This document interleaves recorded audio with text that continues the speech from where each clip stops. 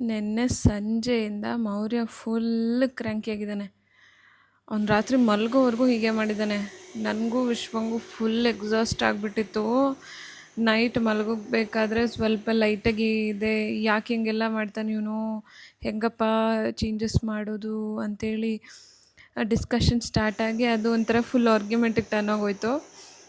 ಅದೇ ಮೂಡಲ್ಲೇ ಮಲ್ಕೊಂಬಿಟ್ವಿ. ಬೆಳಗ್ಗೆ ಬೇಗ ಎದ್ದು ಏನೇನೋ ಪ್ಲ್ಯಾನ್ ಮಾಡ್ಕೊಂಡಿದ್ದೆ, ನಾನು ರೊಟೀನೆಲ್ಲ ಕ್ರಿಯೇಟ್ ಮಾಡಿದ್ದೆ ನೆನ್ನೆ. ಬಟ್ ಬೆಳಗ್ಗೆ ಬೇಗ ಎದ್ದೇಳೋದಕ್ಕೆ ಆಗಲಿಲ್ಲ. ಎದ್ದೇಳಬೇಕು ಅಂತ ಪ್ಲ್ಯಾನ್ ಮಾಡಿದ್ದೆ, ಎದ್ದೇಳೋಕ್ಕಾಗಲಿಲ್ಲ. ಎದ್ದ ಮೇಲೆ ಕಿಚನ್ ಫುಲ್ ಮೆಸ್ಸಿಯಾಗಿತ್ತು, ರಾತ್ರಿ ಕ್ಲೀನ್ ಮಾಡೋಕ್ಕಾಗಿರಲಿಲ್ಲ. ಬೆಳಗ್ಗೆ ಕ್ಲೀನ್ ಮಾಡೋಣ ಅಂತ ಫುಲ್ ಕಿಚನ್ ಕ್ಲೀನಿಂಗೇ ಆಗೋಯಿತು. ಕಿಚನ್ ಕ್ಲೀನ್ ಆದಮೇಲೆ ಇನ್ನೇನು ಕುಕಿಂಗ್ ಸ್ಟಾರ್ಟ್ ಮಾಡೋಣ ಅನ್ನೋಷ್ಟರಲ್ಲಿ ವಿಶ್ವ ಎದ್ದು ಆಫೀಸ್ಗೆ ಹೋಗಬೇಕಾಯ್ತು. ಬೇಗನೆ ಹೋದರು. ಮೌರ್ಯನೂ ಹಿಂದೆನೇ ಎದ್ಬಿಟ್ಟ.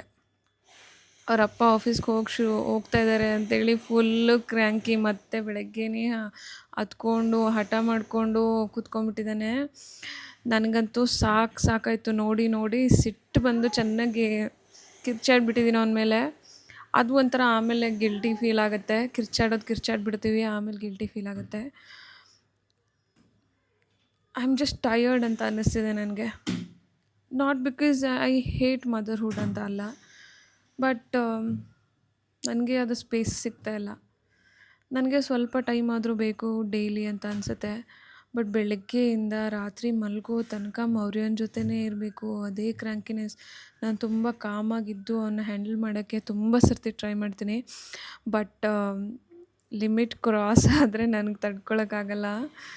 ಸೊ ಅದು ಒಂಥರ ಫ್ರಸ್ಟ್ರೇಷನ್ಗೆ ಟರ್ನ್ ಆಗಿಬಿಡುತ್ತೆ. ನಾನು ಯಾರ್ದೋ ಅಡ್ವೈಸ್ ಬೇಕು ಅಂತೇಳಿ ನಾನು ಇದನ್ನು ಶೇರ್ ಮಾಡ್ತಿಲ್ಲ.